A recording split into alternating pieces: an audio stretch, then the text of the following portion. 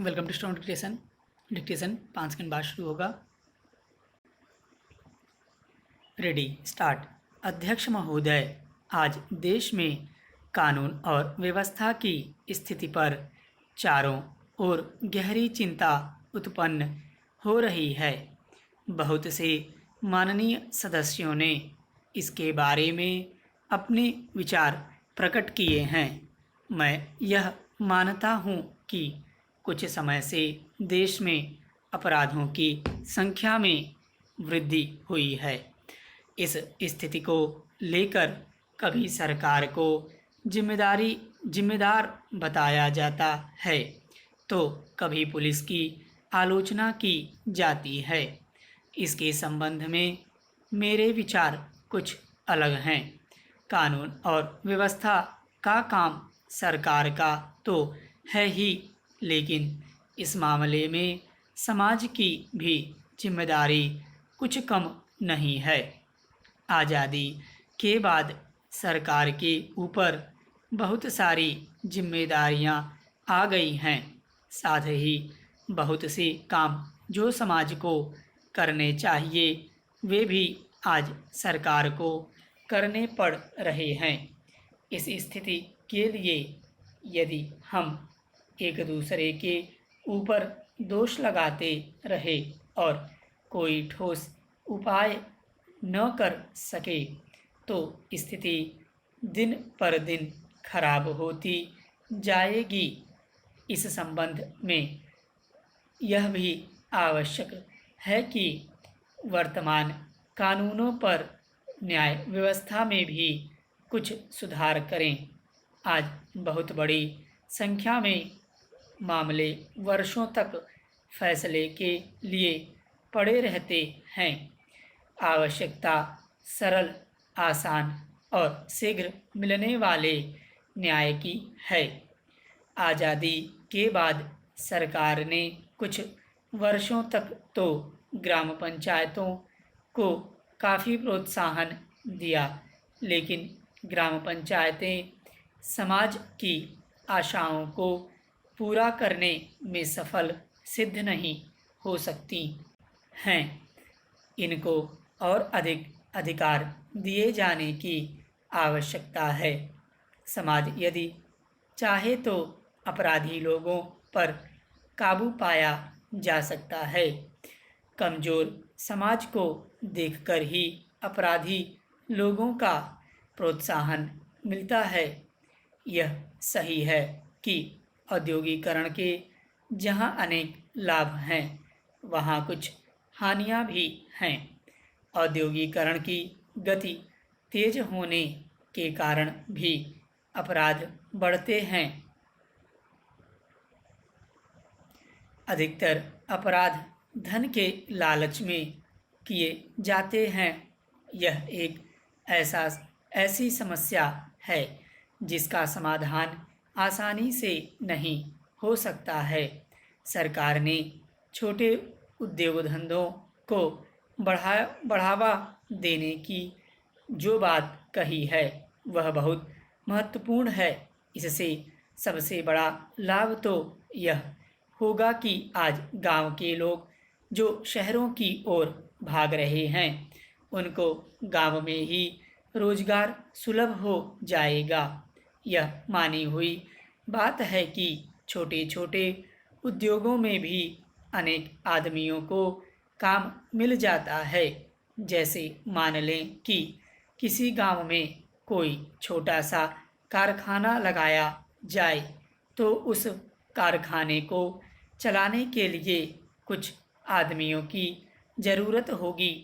कुछ आदमियों की ज़रूरत कच्चे माल को लाने और बने हुए माल को बेचने के लिए ले जाने के लिए होगी और इस प्रकार कई लोगों को काम मिल जाएगा।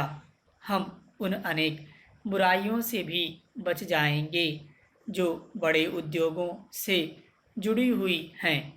यदि सरकार की छोटे उद्योगों की नीति को ईमानदारी से लागू किया गया तो एक दिन वह आएगा जब शहरों की ओर लोगों का भागना रुक जाएगा।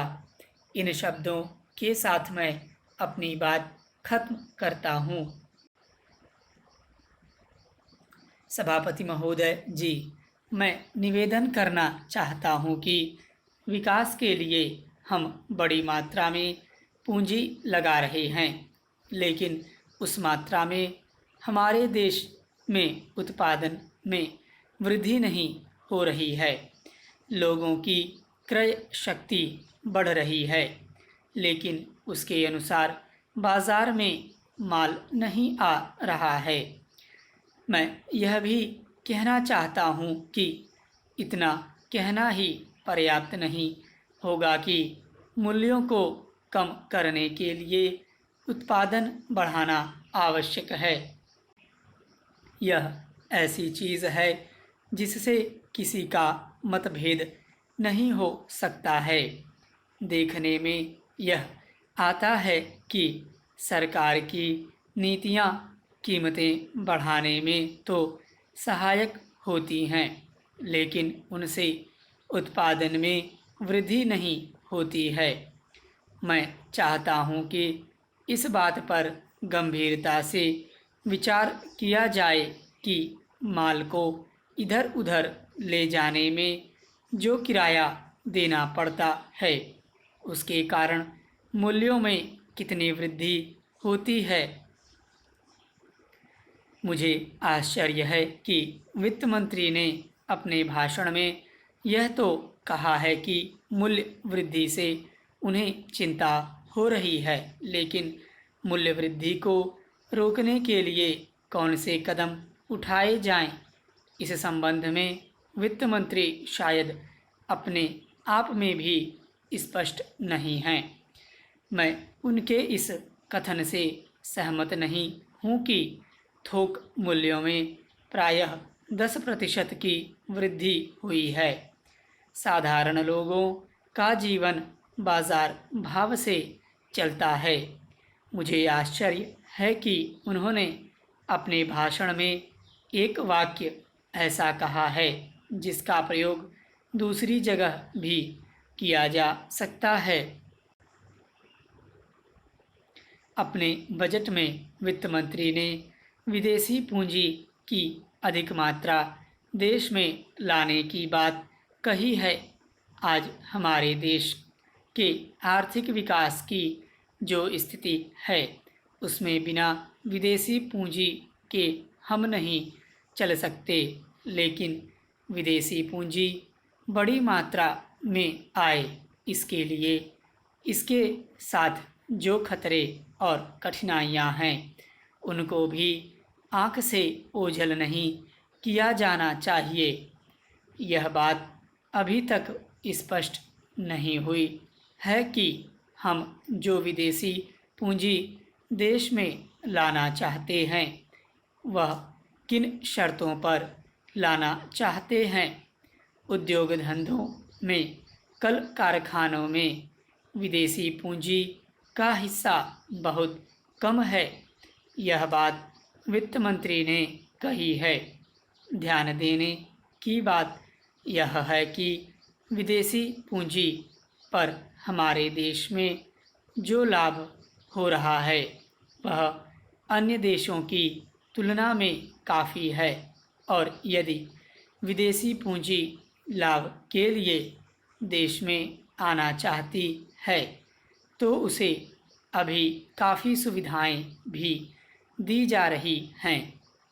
मैं आपके माध्यम से सरकार का ध्यान इस बात की ओर भी दिलाना चाहता हूँ कि हमारे देश में धन कुछ ही हाथों में इकट्ठा होता जा रहा है। यह स्थिति ठीक नहीं है। सरकार को गंभीरता के साथ इस समस्या पर विचार करना चाहिए और यह देखना चाहिए कि हमारे देश का धन कुछ ही पूंजीपतियों के हाथों में न रहने पाए। सरकार ने इस संबंध में कुछ कदम उठाए हैं। पूंजी को कुछ ही हाथों में जाने से रोकने के लिए सरकार को प्रयत्न करना चाहिए। स्टॉप।